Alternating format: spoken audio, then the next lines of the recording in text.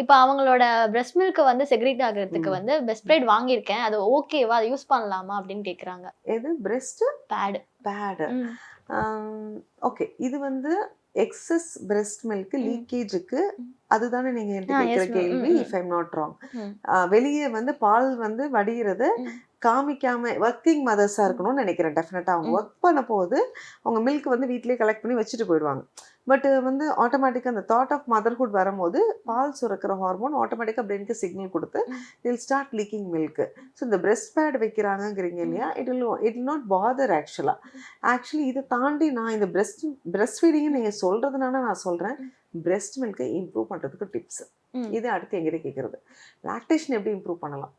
நான் லாக்டேஷன இம்ப்ரூவ் பண்றதெல்லாம் அப்புறம் வச்சுக்கோங்க. ம். ஃபர்ஸ்ட்டு நம்ம எத்தன பேர் குழந்தைய வந்து நம்ம நெஞ்சில தட்டி தூங்க வைக்கிறோம். ம்.